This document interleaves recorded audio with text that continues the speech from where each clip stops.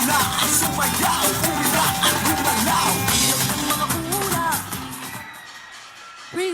Bridonia Lazaga, 19, San Jose City!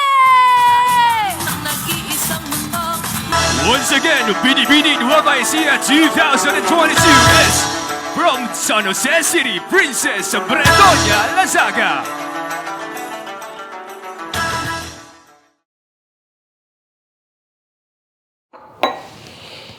Kayo pala. Tara, kape tayo.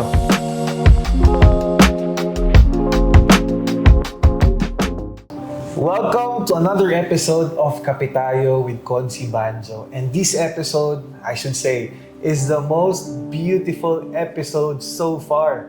Dahil ang makakasama natin ngayon, hindi lang pang San Jose, hindi lang pang Nueva Ecija, pang Miss Earth pa. Friends, let's welcome Miss Earth Philippines 2023 runner-up at Binibining Nueva Ecija 2022 winner. Palakpakan po natin. Princess Lazaga! Hi everyone! How are you? I'm doing fine. Ayun! Busy as usual. Pag talaga, no? Pang Miss Universe talaga. Ilang taon ka na pala, Princess? Kaka-22 ko lang po nitong November. 22 ka at the Yes. moment. Pero when you have won Binibining Nueva Ecija, ilang taon ka nun? I was 19 during that time. 19 pa lang? Yes, turning 20 po ako noon. Very young, pero you have Yes. competed with different ladies na sa buong Nueva Ecija. And di ko na-expect na, ako yung pinaka-young. Yeah. Tapos ako pa yung mananalo. Oo Kasi nga. malalakas din po yung mga kalaban nun galing sa Buong ibang. Nueva Ecija yan eh. Ilang bayan yan. Before that, sumasali ka na ba talaga sa mga pageants? Yung very first pageant ko pa is yung Mr. and Miss San Jose City. Nanalo po ako ng second runner-up during Mr. and Miss San Jose. Okay, so second runner-up ka nung Miss San Jose. Pero siguro yung mga handlers mo, yung mga nagtitiwala sa'yo, talagang sobrang believe sa kaya mong gawin. Kaya hindi man ikaw yung nakakuha ng title ng San Jose, inilaban ka pa rin ng Binibining Nueva Ecija. Opo. Tsaka, hindi po talaga nila ako binitawan. Nakakatawa kasi hindi ka lang pala pang San Jose. Oo. Pang buong Nueva Ecija pala. And after your stint with Binibining Nueva Ecija, the next year ba, nilaban ka na rin agad ng Miss Earth Philippines? Yes po, actually, January, nagpa-screening na po yung Miss Philippines Earth. Ayun, napasok ng 1 month full online activities and then 1 month face-to-face activities with my co-candidates. Ilang candidates yun lahat? 21 po kami nung nag-compete. So, yung 21 candidates na yan coming from different places sa buong Pilipinas. Meron din pong galing ng ibang bansa. Okay. Pero mga Pilipino Filipino pala. community representative po. So, sa competition na yun, ikaw yung tinanghal na runner-up. Opo. First ever national competition mo to, Yes no? po. Parang ano siya, from school to city, to provincial to national. Parang lahat yun first, di ba? First Opo, time sa city, First po lahat. first time sa province, first time sa buong Pilipinas. And every time, nakakakuha ka ng placement Opo. kung hindi man ikaw yung nanalo. Nagaling, very good ah. Nakakatawa. Siguro hindi lang dahil maganda ka. Ako naniniwala ako. Yung mga pageant ngayon, hindi na lang basta pagandahan. Opo. Yung mga pageant ngayon, tinitingnan na talaga yung substance Yes, inside actually. that beautiful face, that beautiful body. Kamusta? Anong pakiramdam na ikaw ay Binibining Nueva Ecija? Tapos ikaw pa ay Miss Earth runner-up. Anong pakiramdam nung may ganong title? Noong una po, during my first months and year ng pagkapanalo, sobrang saya ko po. And at the same time, parang nakakapanibago kasi po, Yeah. ang dami na nakakakilala sa akin, hindi lang dito sa San Jose, kundi sa buong Nueva Ecija. Ay, si Miss Nueva Ecija, si Binibining Nueva Ecija. Oo. Tapos yung iba naman po, nung lumaban ako ng Miss Philippines Earth, ay si Miss Earth, ganun na po sila sa akin. Hindi ko po akalain na sa maikling time na yun, kasi almost halos 1 year lang po Oo, naman isang yung year, pagitan, oo. isang year. Biglang mababago yung buhay ko. Oo. Pero ngayon na parang feel ko normal na lang ako. Pero yung iba, pinaparamdam pa rin nila sa akin na special ako, na ako yung Binibining Nueva Ecija nila, ako yung Miss Earth Oo nila. naman. Pero alam mo, nakakatawa kasi nga, after the pageant, you were invited to different events eh. Minsan nakasama ko pa si Princess sa isang speaking engagement sa Arroyo University. We were invited as speakers. Tapos pinapakinggan ko siya, sabi ko, napakagaling at nakaka-inspire itong young lady na ito. Kasi at your age, nakapagsimula ka na to impact and inspire other people, lalo na yung mga kabataan. Pero before the pageant, pwede mo ba kaming dalhin kung sino si Princess bago yung pageant? Ano yung mga experiences mo? Kasi, di ba, alam ko, before the pageant, alam ko marami kang pinagdaanan. Opo. So before po ako sumabak sa mga pageants, isa lang akong palatawang bata. Ayun, masayahin. Masayahing bata. And, syempre yung itsura ko iba, yung buhok ko sobrang kulot, kasi yun po yung natural hair ko eh. Kulot talaga siya na parang telephone girls. So, tapos ang itim-itim ko nun kasi nga laking bukid din po talaga, laging nasa araw. Yung ibang bata nun, yung mga kaidaran ko, hindi naman madalas pero minsan po talaga nasasabihan nila ako ng masasakit na salita. Nabubuli ako. Tapos meron pa dumating yung time na pati matatanda, binubuli na rin ako about my height, about sa Your skin. my skin color, tapos sa hair ko. Tapos syempre as a kid, as a child po, parang masakit yon na, ay, ganun pala yung ano nila sa akin, yung tingin nila sa akin. Pero nung lumaki na ako, tas eto nga po, grateful ako dahil yung mga sinasabi po pala nila sa akin na ganun is magiging asset ko po pala for pageant. Ayun, ang ganda nung sinabi mo, no? Yung, kumbaga, yung akala mo na disadvantage o akala mo na hindi maganda sa'yo, pagdating ng panahon, yun pala yung maganda about you. Yun pala yung mga bagay, yung mga features about you na would make you stand out among others. Siguro kasi nga, minsan kasi ang tao, when it comes to bullying, ang mga tao, they get afraid of things that they don't understand. So, nakakatuwa na yung mga bagay na akala mo hindi maganda about you, yun yung ginamit ni Lord for you to stand out among others. Nabalitaan ko, habang nasa binibining Nueva Ecija ka, habang nasa Miss Earth ka, parang kinagurian kang yung Black Barbie, di ba? Black Barbie. Kasi totoo, guys, kapag nakita nyo pa in person si Princess, I should say, mas maganda siya in person. Napakaganda ng iyong Sabi mukha. nga po nila, ang liit ng mukha ko. Ang liit ng mukha, tapos ang ganda ng ilong, ang ganda ng mata. Everything is beautiful. Ano yung mga nararamdaman mo nung nabubuli ka? Siyempre, nasasaktan po ako ng mga time na yon. Lalo na kapag matatanda na yung nagsasabi. Kasi meron yung time na naglalakad lang naman ako pa away from school, tapos tatawagin ako. Nandiyan na si Capri kasi nga po yung height ko nun. Matangkad po ako nun kesa sa mga kasama ko, sa mga kabatch ko. Tapos, minsan pa is tinawag akong uling. Yun po yung mga inaano nila sa akin nun na masasakit. Uling, kapre, tapos may tumawag pa sa akin pangit. Talaga? Pangit. Pero kung titignan ko yung mga picture ko dati, pangit ko talaga. Hindi ako naniniwala. Kasi sa ganda mo ngayon, siguro... Ay, parang nag-glow up lang po. So, nag-glow up. Pero wala namang... personally, wala talagang pangit. Opo. Kumbaga, on how you carry yourself.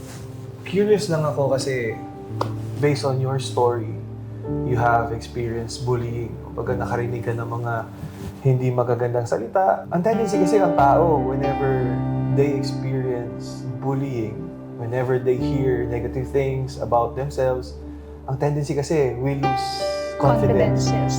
Nawawalan tayo ng tiwala sa sarili, nawawalan tayo ng tiwala on what we can do. Kaya ang tendency, natatakot tayong i-pursue yung mga bagay na gusto nating gawin in life. Yeah. But in your story, you have experienced bullying, then suddenly, eto na, sumasali ng Miss San Jose, Binibining Nueva Ecija, at Miss Earth. How do you overcome yung mga negative effects ng bullying? Actually, yung with the help of my friends din po. Kasi I think, simula nung nag-high school ako, parang hindi na ganun kalala yung bullying na natatanggap ko. Ayun, with the help of my friends, especially yung si Noel, yes. Si Noel Christine. Siya po talaga yung nag-ano sa akin na lagi ko kasi siyang kasama kapag uwian, tapos nagkakwentuhan kami. Tapos siya yung laging nag-ano sa akin, ano, ang exotic kaya ng beauty mo? Ganun po siya sa akin nun. Naghahanap sila ng mga ilalaban for Muse. backyard camping. Backyard camping. Muse po. Nung una, hesitant po ako kasi nga, yung mga kalaban ko mapuputi, may experience na sa pageant, and then nanalo po ako nung time na yon.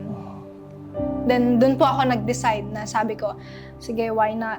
Why not join the Mr. and Miss San Jose City National High School? Tapos dun na po ako na-discover nung aking mga handlers. Sino naka-discover sa'yo? Si Mami Jason po, tapos si Mami Mods. Wow, si Sila Miss po. Mods! Opo. And nung nakita na nila ako sa stage na nakaayos, nakasuot ng gown, nakita nila yung potential ko. Ay, Oh. ialagaan natin itong batang to at ilaban natin ng Miss San Jose sa susunod. Wow! Yun po. Tapos sa mula nun, hindi na po nila ako binitawan. Kumbaga doon na nagsimula ang lahat. Opo. Dumaan ng Miss San Jose City, dumaan ng Binibining Nueva Ecija, Opo. hanggang Miss Earth.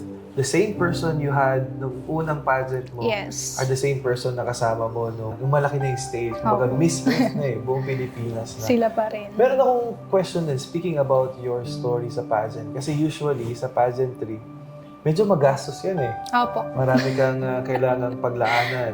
Gown, makeup, and yung Costume. abana, costume. Yes. Saan ka kumukuha ng mga resources mo? Actually po, during Binibining Nueva Ecija, everything is okay. Kasi nag-support po yung government natin. Provided ng Yes. San Jose City. Opo, local. and then nakakuha rin po ako ng nag-solicit po ako personally sa mga Yes. local officials sa barangay namin, and may mga nagbigay rin po ng tulong. Tapos during Miss Philippines Earth, doon na po talaga parang sariling ano na lang po. May mga nagbigay po ng tulong personally, nag-abot-abot lang po sila sa akin. And then wala po akong kasama nung pageant na yon during Miss Philippines Earth. Walang supporter, puro Oh. online supporters lang po. Before po kami mag-flight to Cebu, pumunta po doon yung dalawa kong handler, si Mami Mods and si Mami Jason, to give me my gown and other dresses, and nag-abot din po sila ng allowance. Wow. So talagang sobrang supportive and Opo. generous ni Miss Mold and those people around Opo. you na supporting you. Ano yung naramdaman mo? Actually, Along the way. ang hirap po nung time na yun kasi nga bukod sa mag-isa ako, tapos hindi ko pa ganong gamay yung Manila that time. And pinagkakasya ko lang po talaga yung mga allowance na binigay nila sa akin, abot-abot nila sa akin. And then during the competition, nakakatuwa kasi po kahit wala akong dalang audience, may mga pumapalakpak po talaga. Tapos nakita ko meron pa sa TikTok yung nag-viral na video na hindi naman ako yung focus ng video, pero yung laman ng comment, panay ako. Wow. Yes. Mangilan-ngilan lang po yung nakakaalam, pero during the coronation night, yung gown po na suot ko, yung red gown, is actually si Rasha. Totoo ba? Opo, si Rasha. Pero naidala naman po ng maayos. So, sira pa yung gown na Sira po sa yan. Miss Earth ito. Opo. Miss Earth. Woman na suot Pining. yung most beautiful gown. What you have worn that night, I believe, is your confidence Yeah, and confidence. your faith Mm. in what you can do and what you can show to the people. Kasi minsan hindi naman sa sinusuot yan. Sa nagsasuot po. yan. Opo, yun nga po yung sabi nila. I wanted to ask din pala, nung nasa pageant ka, is there any way na nakakatulong ka rin sa iyong family? Yes po, actually, kahit hindi siya ganun kalaki, pero nakatulong po ako ng kaunti kila mama at papa kasi napanalunan ko po, binigay ko sa kanila, pang allowance and then pang bayad ng bills, kuryente, tubig. Dahil sa mga sinalihan kong pageant, nagkaroon po ako ng scholarship, Wow! which is napakalaking tulong po sa akin. Kasi before po, during my first year, parang ang binabayad lang namin sa school is 1,000 per month kasi hindi po talaga kaya. So, nung after winning Binibining Nueva Ecija po, nagkaroon ako ng scholarship. And then, yun po, napakalaking tulong nun kasi hindi na kailangan mo problema nila mama ng kahit piso. Kasi, nun po talaga, parang inaano na namin na baka hindi ako makagraduate, na hindi ako makapag-aral. Kasi nga po, hindi sapat, yung kinikita nila, walang-wala kami. And then, yun po, parang binago na ni Lord yung takbo ng buhay ko ever since I won Binibining Nueva Ecija. And then, yun, every month, kapag may kumukuha sa akin sa event, binibigyan ko po sila mama ng mga pang-allowance and pambayad sa kuryente, monthly. And this year, sunod-sunod po yung event ko sa isang buwan. Nakapagpundar po ako ng ref and then oven. Wow!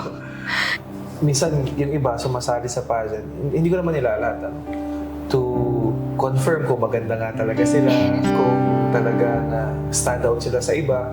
Pero ikaw, parang yung nangyari sa iyo is that yung pageantry is to make your life better. Yes po. Kumbaga, magkaroon ka ng opportunities, magkaroon ka ng mga connections that you can use to, Yes po. to make your life better. And yun nga yung nangyari.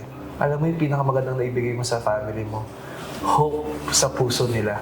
Yeah. Hope na alam nila, yung anak nila, ay maganda yung pupuntahan in life. Opo. Hope sa puso nila na alam nila na pagtanda nila, hindi nila iisipin na paano na si Princess, ano kaya yung mangyayari sa kanya in the future. Binigyan mo rin sila ng confidence na yung anak ko, mahusay, magaling, at alam nila na magtatagumpay ka in life. Meron ka bang gustong sabihin sa mga parents mo? For sure, papanoorin nila ito. Gusto ko lang pong sabihin kila mama at papa, hindi po kasi ako ganun ka-open sa kanila. Sa chat po. And hindi kami ganun ka-close. Although close kami sa bahay, pero hindi po kami ganun ka-open. Kumbaga hindi ba vocal kayo siguro sa nararamdaman? Pero, yun nga po, gaya ng sinasabi ko sa kanila, kapag nagme-message ako sa kanila, kapag nasa malayo ako, na mahal ko sila, and kahit na minsan, tingin nila sa aming mga anak nila is makulit at matigas ang ulo, meron po ako, lalo na ako, may nakanda akong plano at lagi silang nasa prayers ko. Actually, kuya, gabi-gabi, pinagpe-pray ko na sana. Yun po kasi number one prayer ko eh. Na mapa-experience kila mama yung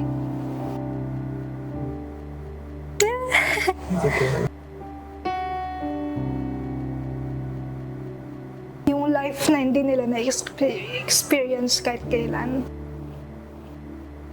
Kasi laki po sila sa hirap din. And feeling ko, since nandito na kaming mga anak nila is parang give up na nila yung mga pangarap nila para sa amin. Tapos, yun, nag-hope na lang din sila na sana balang araw yung mga anak nila is maranasan yung maginhawang buhay. And yung prayer ko po lagi kay Lord is kahit hindi na lang ako, basta kahit yung mga kapatid ko na lang, basta mabigyan lang namin sila mama at papa ng magandang buhay po. Thank you for... I love you, mama, papa. Thank you for sharing that message sa mga tao na nakikinig sa atin, especially the young people. Ano yung gusto mong sabihin sa kanila?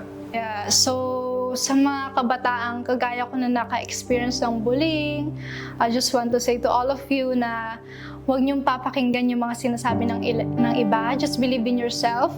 Believe that God made us differently and uniquely and that you are beautiful in no matter what your color is, no matter what your hair type is, and no matter what your height is, and your weight, of course. So just believe in yourself and look in the mirror and say that I am beautiful. Kasi yun po yung ginagawa ko eh. I am beautiful. Be confident lang and you'll see the difference na mawawala na sila.